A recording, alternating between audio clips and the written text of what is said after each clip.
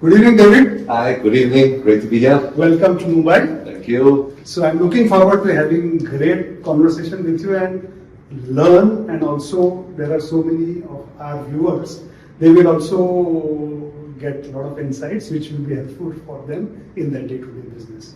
How has India changed in the last 5 years? Well, it's been a huge change, I think, over the last 5 years. In general, events are speeding up. Things are happening a lot quicker over the last few years. But naturally, the introduction of lab-grown, which sped up the point that it really started becoming something significant was when, of course, De Beers announced Lightbox back in 2019. And I think that was the turning point for the LGD. And from that point onwards, actually, there was huge change in the LGD. And in the past year or so, when now engaging with a lot of the LGD players, you can actually see that they were engaged long before that, 2013, 14, 15, and 16, long before the Lightbox was introduced. But it was all under the radar. It was all behind the scenes. LGD was not well accepted. And the introduction of Lightbox changed that dramatically. But I think it wasn't really clear to the market because of COVID. COVID,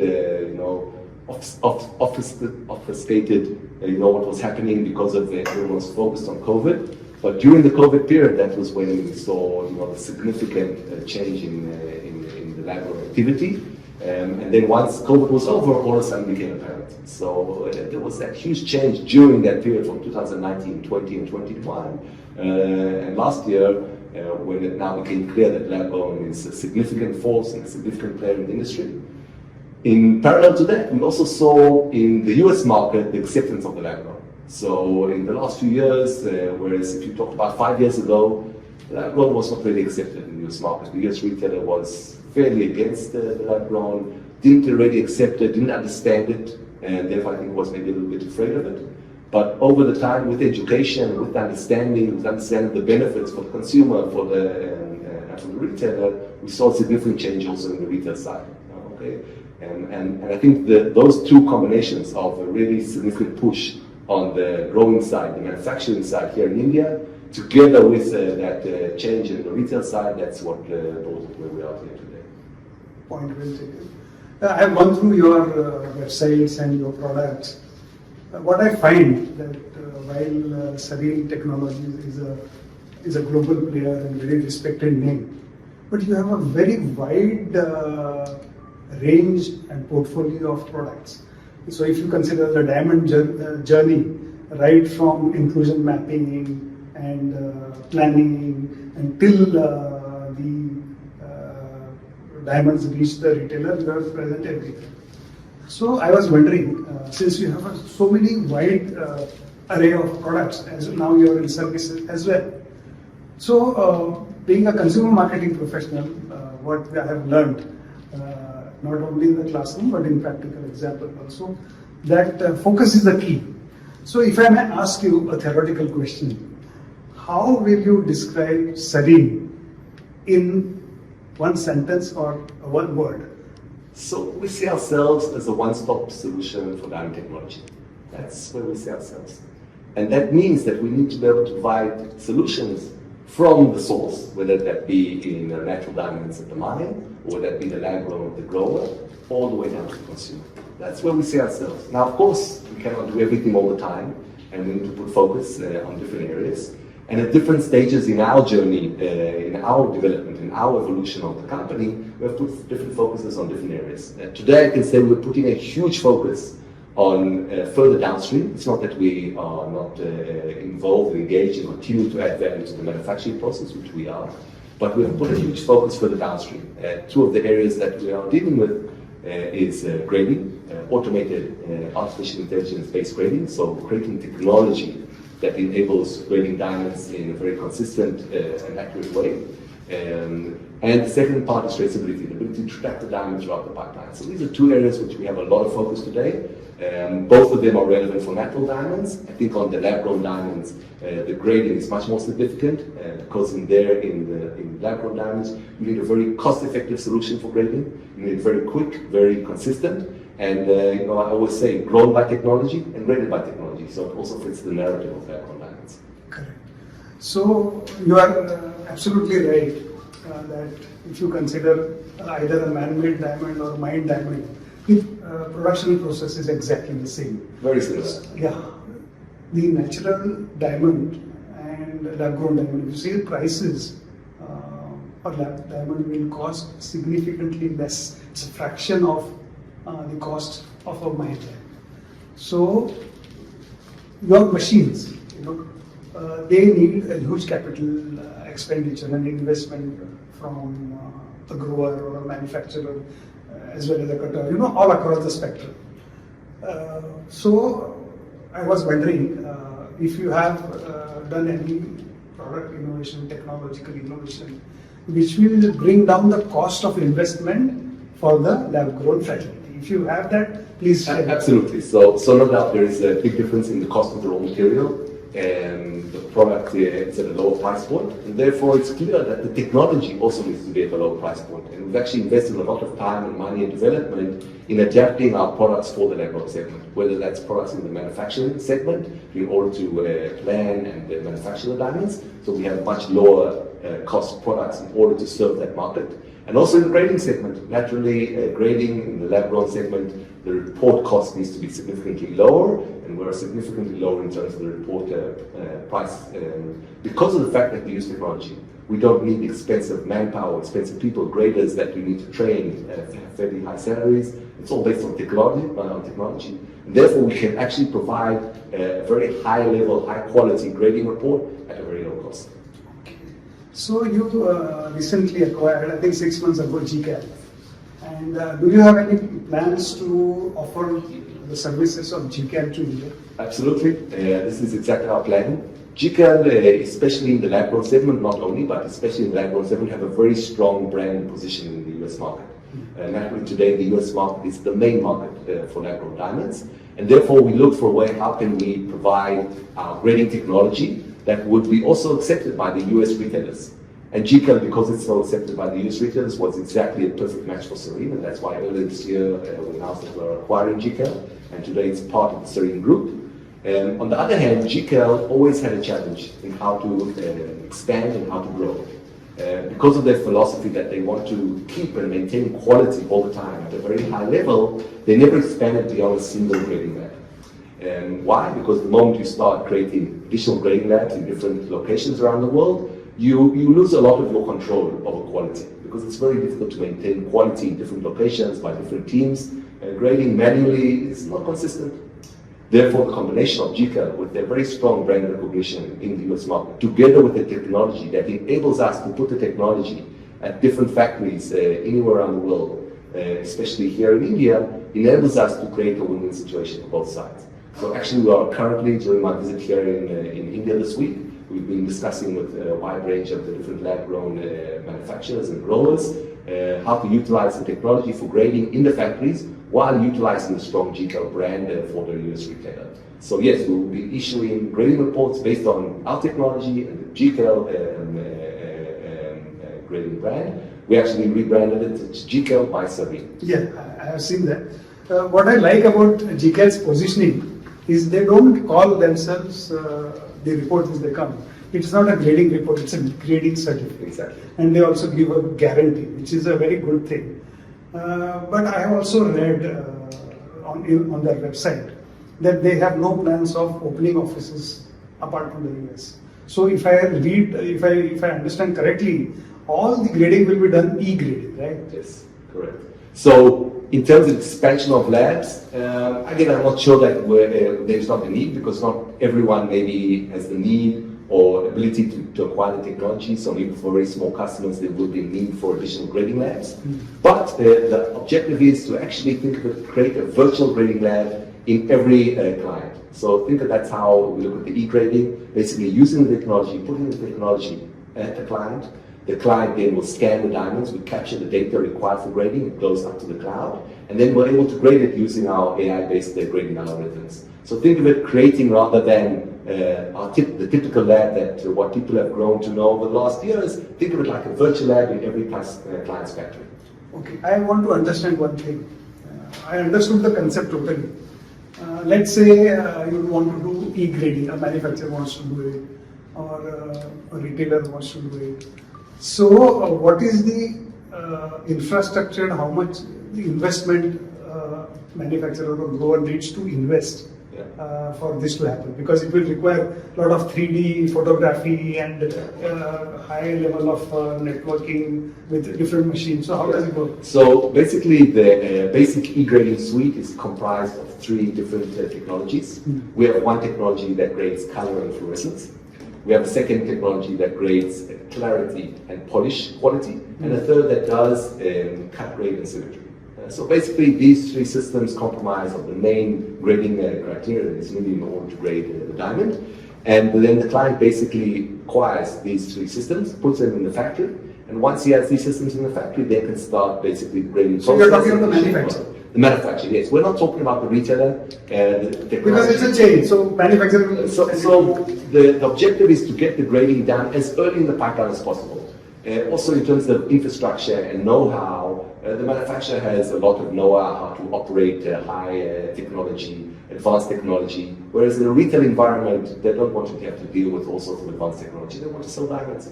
So we look at grading the diamonds as early in the pipeline as possible, which basically means the moment the diamond is completed manufacturing, now let's grade that diamond. Okay, so it's actually in the factories or at big wholesalers. That's the objective of the e-grading. Not necessarily at this point in time at the retail itself, but maybe in a few years' time we'll have technology that's suitable and simple enough and cheap enough to be able to put it retail. But the current objective is at the manufacturers as soon as the manufacturing process is being completed. There is a distinction between a grader and a gemologist. Right. So how does it work? I mean, in how many cases? You said that the mechanical and repeatable process can be done by AI. So what is the percentage of cases where an expert gemologist is required in the chain? So mainly the gemologist is required for more advanced processes. Like for example, fancy colors. Today, fancy colors is a much more complex process in terms of grading. The technology is not yet capable of doing fancy colors. There are much less diamonds that are fancy colored. So that's one example. Second is, for example, on diamonds that need further that are referred in terms of natural versus lab grown. So if you need to do further advanced testing on diamonds that are not sure if it's natural or lab grown, that might need further advanced testing in a laboratory. So there are certain areas that definitely laboratories continue to have an importance. Naturally, technology starts with a certain segment of diamonds. So for example, today we're only doing round diamonds, but very quickly we'll be moving on to the fancy shapes and other categories. So I see that in the end, the technology will continue to develop and evolve. It's an ongoing process. It's not something that starts and ends today. I'm sure we'll see continued development of grading technologies over the years to come, bringing additional information. So for example, let's take milkiness, for example. Grading labs, they don't grade milkiness, but it's a very accepted parameter when trading polished diamonds. So we believe that we can develop technology that can grade milkiness, tinges, all sorts of subcategories of inclusions, or clarity. So for example, today, if a diamond is graded VS2, why is it VS2? Because I have a black spot on the table, because I have a small crack on the girdle, what is the reason? So all these subcategories that are very important in terms of the B2B trading of the diamond, but the grading labs do not provide this kind of information. So the technology, we believe, will be able to continue to evolve over the next years and provide very much significant additional value beyond what the typical grading has done today. So I will now relate it to my experience. I've been talking to a lot of manufacturers and retailers, and you are bang on. The demand from rounds is shifting very fast to fancy shapes as well as fancy colors. And fancy color, it's in the initial stages of takeoff. Because if you see a mine diamond, which is fancy color, the cost multiple is maybe 10x or 15x. Or 100x. Yeah, maybe it depends on how much you can charge. Whereas in the case of lab-grown diamonds, it is not much. So the cost of production would be almost similar or marginally higher. So there is a huge potential. Absolutely. Okay, we are really running fast. We put a lot of our focus in the last year into lab-grown, focusing a lot on the segment because we believe there is a significant potential for technology to contribute and add value to the segment, and therefore we put a lot of our focus over there. On the other hand, we believe in quality technology. We're not just there to do it and do it quickly, but not a quality product. So naturally, we want to give the best product in the shortest time possible. And I think this is going to be a journey. It's not just today or this year or next year.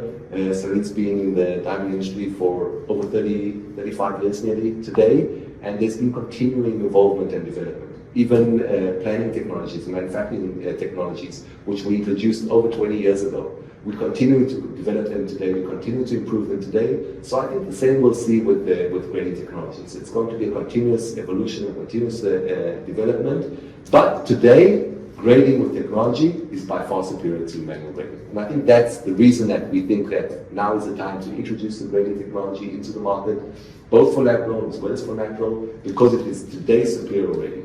But it's going to get a lot better. A lot more information we'll be able to create. We do other things, for example, light performance, traceability, imagery, fingerprinting. So there's a lot more that we can do with technology and add value to the polished diamond. Very nice. See, branding is all about differentiation. There is a huge clutter in the market.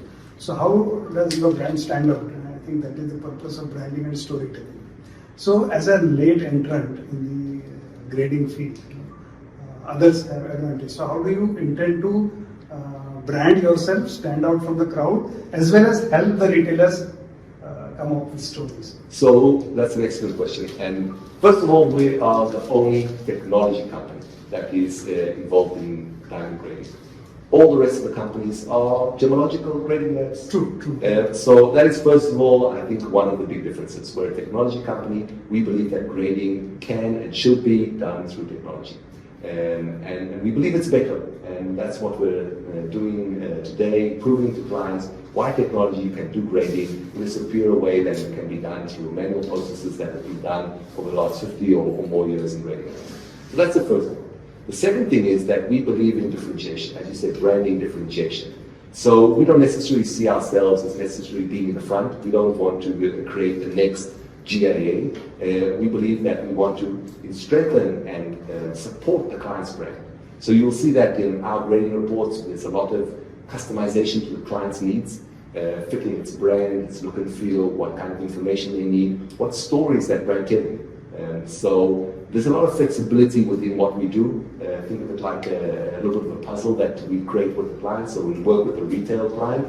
We first want to understand what is he about, what is his brand messaging, and then we can see what kind of information that the customer needs, how to structure the report, and what kind of things can provide an emphasis on why his diamond is different or better, or what story that diamond tells. So we're really focused on creating, think of like customized solutions for the retailer, so to empower his brand rather than us overpowering with our brand. That's an excellent initiative, and I would like to share my learnings over the period of time. If you see, mine diamonds category has grown only on the basis of category marketing. They always depend on miners. DBS will do category marketing, or other miners will do, and they want to piggyback on that. So, and on the other hand, when you look at the trading aspect, people don't really buy diamonds. They buy GI certificate. Why? Because there is no branding. There are poor brands. What I observed from my readings is that you are doing an excellent job because you are co-branding. Your brand certainly takes a backseat, but you are helping the retailers to come up with their own brand story, which is really good thing. Yeah, if we were again to sit in the front seat, as you call it, we become a replacement to the standard commoditized grading reports of today. We don't want to commoditize diamonds. We think that once you commoditize diamonds, the only aspect then now becomes surprise. If I walk into a store and I see two diamonds with the exact same grading report in two different stores, what is the difference between these two diamonds? Therefore, we don't see that we want to replace that, be a better grading report. We want to also provide value to our customer and to our client so that he can differentiate himself. The grading report is a tool. It's not an objective. You're not selling a grading report. You're selling a diamond. You're not selling paper. The grading report is just a tool to help the retailer explain what about his diamond, tell the story of his diamond, and provide data about his diamond, which again has an impact on the price of the diamond and so on and so forth. So that's where we see ourselves as different from other grading labs. It's not just another piece of paper that mostly commoditizes diamonds today, because it makes two diamonds that are different and at different retailers exactly the same in terms of the same grading report. And that's what we wanted to move away from. Very interesting. So I was going through your product portfolio. I came across the loop. So how is it different than other loops, and what is the speciality of those loops? So there's basically one main specialty, which we have a patent on, basically creating a virtual three-dimensional image of the polished diamond.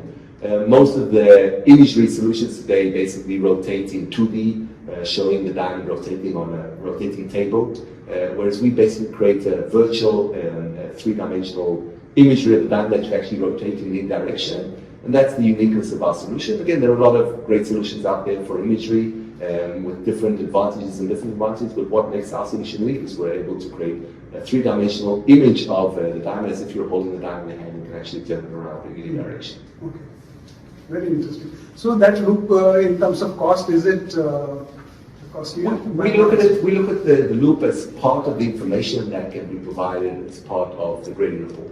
Again, to create that experience with the consumer that he can now look at his diamond, because holding a diamond by consumers is very difficult. They're very small, they don't know how to hold it, they don't know how to look at it. The 3D loop enables you to basically look at the diamond virtually on a digital representation and be able to interact with it and turn it around in different directions, see the diamond. And so we see that as part of the information that we provide to the retailer that can provide it to the consumer, especially when you're talking about digital platforms, website, internet, and so on. So you want to be able to show your product. So that gives the retailer the ability to actually engage with the consumer and let the consumer interact with the polished diamond that is in his jewelry or his instrument. Okay. So coming to this laser marking on the girdle, there is a school of thought that it is not foolproof and it can be tampered with. So there are new technologies which Forever Mark or other companies have tried, and it also forms a basis of storytelling. There's something called stealth marking. Yeah. So what is your opinion? Are you going to offer some services? Yes. Again, there are a lot of, as you said, inscription has its loopholes. You can remove an inscription, you can inscribe a number of the same inscriptions on different diamonds. So definitely inscriptions have a lot of value, but there are loopholes. And definitely today there are a lot of different solutions out there in the market that come to solve this issue. One of them, as you mentioned, is subsurface inscription. So it's then very much more difficult to remove it because you need to polish it. And you can watch it only from a loop. You can, yes, you have those that you can see with the loop, but then they impact the clarity. So that's a disadvantage if you have the ability to see with the loop. You have subsurface inscriptions that you cannot see with the loop. But then again, and it's difficult to see it, but then they don't impact the clarity. We actually believe in a different direction of not necessarily marking the diamond, but creating a digital fingerprint of the diamond. So we have technology today that creates a digital fingerprint of the diamond, similar to a physical fingerprint, that we create that digital fingerprint, we store that fingerprint like you would store your information about the fingerprint at passport like control. The police department. Passport control, when you leave the country, every time you put your hand or your eye, it depends on what country, and it checks who you are, right? So we believe that that is a much more effective way. You don't need to mark the diamond, you don't need to do an inscription, and you cannot change it, just like you cannot change your fingerprints. So a digital fingerprint, we believe, is a much better way of basically the security solution of how to identify a polished diamond. Okay. So what we find today is whether it is mined diamond industry or mad diamond industry, everybody is talking about traceability, transparency, sustainability. So what are your views on sustainability, in especially for the lab? Yeah. So, look, I think if you look at the world today, sustainability, all the different aspects of ESG is not something unique to the diamond industry. You can look at many different industries and you see there's a lot of focus on different ESG aspects of different industries. I think as a luxury industry, whether it be lab or whether it be natural, the diamond industry has a significant importance of also responding to the needs of today's consumer, which have put a lot bigger emphasis and a lot more focus on different ESG aspects. And ESG is not a single, it's not just the environment, it's not just energy, it's not just how you take care of your stakeholders and employees, governmental, it's a lot of different aspects. And I think it's very important because today's consumer definitely looks at this aspect a lot more significantly than many years ago. Companies today put a lot more importance, and therefore I think both in the lab-grown segment as well as in the natural segment, it's an important factor. What I do think needs to be done on both sides is a lot more transparency. There's a lot of talk, a lot of, I would say, a lot of slogans that is being used on the sustainability side, but not enough ways to back up the information. So I think there needs to be a lot of work to organize how people talk about sustainability, how people can actually prove and stand behind what they say, and then I think it will have a lot of value. But today I think there's a lot of talk about it, but not too much action. So I think that's where we need to put a lot of focus, both on the lab-grown side as well as on the natural side. And then sustainability will have the impact that I think it can have. Okay. I'm learning a lot of new things from you. Thank you so much. Just a dumb question. When you're talking about the traceability of diamond, which is I think very important, are you using blockchain in the journey? How do you? So important to understand, blockchain in the end is the technology how to store and access data. Digital ledger. So are you using it? No, we're not using it because in the end we don't see blockchain as a solution for traceability by itself. Okay. Why? Because what is really critical in traceability is where the data comes from and how you're validating the data. Okay? So if I put into a blockchain and say this diamond came, let's take on the natural side, this diamond came from Botswana. How do I know that this diamond came from? Who's checking that the information that I put into the digital ledger is correct? So we're focusing in our traceability solution on being able to verify the data. Okay? And the way that we do that is the data comes directly from, so it's different technologies that are spread throughout the pipeline from the mines all the way down to the polished diamond. And our systems which gather the data are able to track that diamond to our systems without the involvement of the different entities on the pipeline. So we don't use any declarated data, it's all verifiable data. Now, once you have that verifiable data, you can now put it into a blockchain. We don't do that because that's not our forte, that's not where we focus in terms of our development, but we do work with blockchain platforms and integrate our traceability information into a blockchain platform.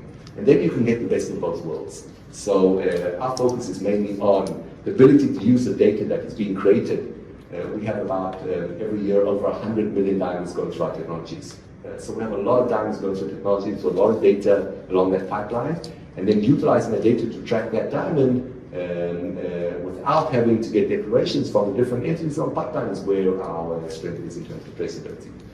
But as I said, utilizing the information in a third-party blockchain platform creates a synergy with our data. Okay. So now coming to towards the end of our conversation, see what has happened is the Federal Trade Commission in the USA, FTC has laid down guidelines saying that if you are claiming your diamond to be a sustainable or a green diamond, you need a third-party certification for sustainability. So do you think there is an opportunity for Sarin? Yes, I do think so, and I think it connects to your previous question with regards to traceability. Yes. So again, we're not an entity that checks if you are a sustainable company, but the ability to connect that specific diamond that is coming from a sustainable company or coming from a sustainable grower, I think that is definitely an opportunity, because you can do that with technology. You can do that by utilizing the data that is created on the pipeline to track the diamond. And then it's easier to say if this diamond was manufactured by yourself and you have sustainability accreditations, you can say that this diamond was manufactured sustainably. So I think our part in this equation is being able to understand how the diamond flows down the pipeline, the ability to connect that polished diamond to its source, whether it be a rough diamond or whether it be a CVD rough, I think that's where we can provide value. And also the second part is that because a lot of our technology is utilized throughout the manufacturing process, we know what kind of stages the diamond has gone through, what kind of processes it's gone through, and then we can work with third-party companies that measure energy consumption and things like that in order to be able to track the energy consumption of the manufacturing process in a much more accurate way than you could do today. So I think we do have definitely a part that we can play over there, but we cannot provide all the different components of that kind of solution. We need the third-party companies that can really audit and check different sustainability parameters of different entities along the pipeline. So we discussed, briefly mentioned actually, about the origin and the provenance. Yes. So coming from the marketing side, what stands apart in the watch industry? If it is a Swiss watch, it commands a premium. Whether it is a Japanese watch, of course, it is quality-wise, there is no problem, but it fetches a lower price premium in the market. Now, whenever we are talking about the lab-grown diamond industry, there is a demand from the organized retail chains in the US, where there is a advantage to companies like Diamond Foundry. Their USP is grown in the US. Yes. So, I'm just sharing my opinion. Now, with our Prime Minister's gesture of presenting a lab-grown diamond to the First Lady of the United States, grown in India, is also going to be, grown and manufactured in India, is also going to be a big story. And that's where the opportunity for a company like you, for example, you have an association with Lucara Diamond, tracing the entire chain. So I would like to ask you, are you contemplating some kind of association with a lab-grown grower as well as a manufacturer, somebody closer home, like Lucix? So without going to which clients we work with, I'll say, okay, we work with a lot of different entities, both on the natural side as well as in the lab grown. As I said, this week I've been spending the large majority of the time meeting with growers, manufacturers from the LGD segment, and I think there's a lot of potential there for cooperation. And we're I believe strongly in cooperation. That's why you see a lot of corporations that Serene is involved in different segments of the industry, from the miners to manufacturers to retail, and I believe the industry should have a lot more cooperation. Therefore, it's an open invitation to anyone who thinks that we can add value. Of course, this needs to be a win-win for the partner as well as for us, but I think there's a lot of value that can be created, and I'm sure that we'll see different corporations, different kinds of things like that going forward. So Indian growers also have a hope of collaborating. Not only they have a hope, the door is always open. Okay, great. So now my last question is a little sensitive. It is about intellectual property rights. Yes. I'm sure India is a very challenging market for you, but fortunately you have won some cases. So what is your message to the industry? Okay, I think my message is that in order to develop technology, it costs a lot of money. R&D has a significant spending. We spent over the last decade over $100 million in R&D. We are a technology company, therefore we have to develop new technologies. We always want to be at the cutting edge, and not all technology succeeds. So you need to invest. Sometimes it succeeds, sometimes it doesn't succeed, and we need to continuously invest R&D in order to bring and have that cutting edge. I think that technology, especially for the Indian diamond industry, has created a huge value, whether it's our technology, it's other technologies. And therefore, I think in order to be able to continue investing, when you move to utilizing technology that infringes on IP, you damage the future of the industry. And therefore, I think that may be a short-term gain, but it's a long-term loss for the industry. And therefore, I would recommend to the industry that in order to maintain their cutting edge, they need to be at the head and the edge of technology. They need to have the best technology out there. And without companies like Serene and others that invest significantly in R&D, they'll lose their edge. So I think it's better to look long term. Yes, it does cost more technology that is developed and has to bear those costs of R&D. But in the long term, it sustains that edge for the industry. So I think it's not a good business decision to use powerful technologies, because in the long term that has industry, whether that be natural or lab grown. But on a positive note, Indian judiciary has helped you. It is impartial, and I think you have won the first round. So it was very nice talking to you, and I hope to interact with you in future as well. It's been a pleasure. All the very best. Thank you very much. Great.